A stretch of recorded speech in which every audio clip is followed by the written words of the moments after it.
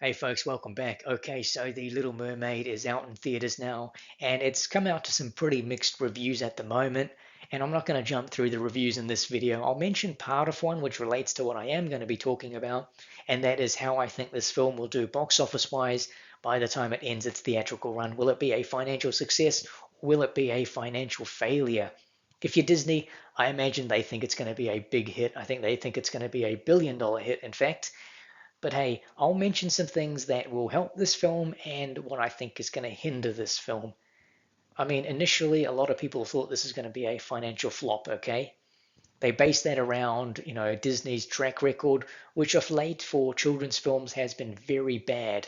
I mean, they had what? Lightyear, Turning Red, Strange World, Peter Pan and Wendy of late. I mean, these are all financial failures, but they're also poor films as well. They had a lot of messaging in them, they were agenda driven, a lot of wokeness. These are the sort of things that people are no longer interested in. I mean, they never were, but they no longer accept. With The Little Mermaid, though, I think Disney will see this from a different lens. They're going to look at it as, hey, this is a classic animated film that we're turning to a live action film. Let's look at our other classic animated films that we turn to live action, such as, The Lion King, Aladdin, Beauty and the Beast. Those particular films, they will cross the billion-dollar mark by the end of their, theatrical release run. So for Disney, they probably think The Little Mermaid, easy billion. They really do. Now, let me show you guys something, okay? And it's not funny, okay? So don't laugh. Take a look at that. That is flounder, guys. That is flounder from The Little Mermaid. That fish. I mean, if there was ever an example of why you shouldn't turn a classic animated film into a live action film, there it is, guys.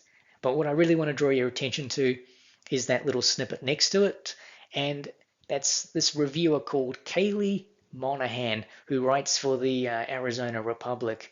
My gosh, she did a review of the Little Mermaid film, and it is one of the most one-sided, biased reviews I have read in a very, very long time. It is ridiculous. But what did interest me was that little quote she put down saying, that this is likely to be one of the biggest box office hits of the summer. And look, at the moment, The Little Mermaid's opening weekend run is actually pretty good. It's actually making some good money, so who knows? She might have a point here. But let me tell you one thing I think that is working in Disney's favor and that will help this film is the nostalgia bait. I mean, that's pretty much why they are doing, these remakes anyway. Nostalgia bait. And look, I used to watch, the Disney animated classics when I was young. I'm sure you guys did too. They're timeless and, we love them. And look, if you've got families, like kids or nieces, nephews, I'm sure they would watch these classic films as well, and they may ask you to take them to, you know, see, The Little Mermaid. I'm not going to take my nephew to it. You can sit in front of the TV and watch Pokemon or whatever the hell else these kids watch these days. Either way, what they really depend on, though, what Disney is depending on, is rewatchability, okay?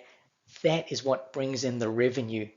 Because, hey, let's take Super Mario, for example. My nephew wants to see it with me one week, next week he wants to see it with his dad, week after he wants to see it with his friends. So, it gets that repeat watch and it gets that revenue generated. That's how Disney bring in the money for these children's films, okay? But what it relies on heavily is word of mouth, okay? That's what will do the damage. If people find out that this is just a cut and paste film, if it's just generic, if it has any of the messaging that Disney like to inject into their films, well, it'll spread like wildfire and people will avoid it. They will. It'll be like, hey, they'll see it the first weekend, and it really depends on that first weekend. Praise from people. And if there's not enough praise, well, guess what? Your film is going to tank.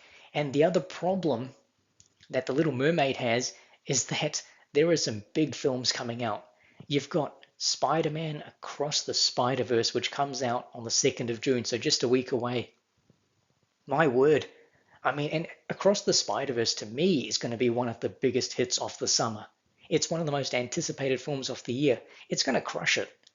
So The Little Mermaid really has no time. It needs to beg and plead with people to go and watch this film. Honestly, like, if word of mouth is bad, it's gone. This film is gone. The Little Mermaid is out. Yeah, it's a sad sight for Disney. At the end, here's what I think. I think it's going to get maybe 600, maybe 700 million worldwide by the end. That is a big time failure. That is pathetic, especially when you're comparing it to their previous, live action remakes which crossed the billion. This is a disgrace, okay? And look, I'm not even saying it's a good movie or a bad movie. I'm not even going to see it, to be honest. I just have no interest in it. I'm very selective with the films I see these days, and I'm sure you guys are as well. But what I will say is if it does cross the billion, I'll watch it on streaming, okay, as punishment. I'll watch it on streaming, and to add to that punishment, the next time Disney do a live action remake, I'll go to the cinema and watch it, okay? That will be my, repentance, I will make up for this video. But what do you guys think?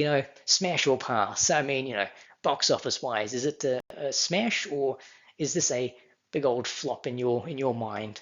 Let me know. Like, subscribe, comment. Till next time, guys. Leftover Monkey out.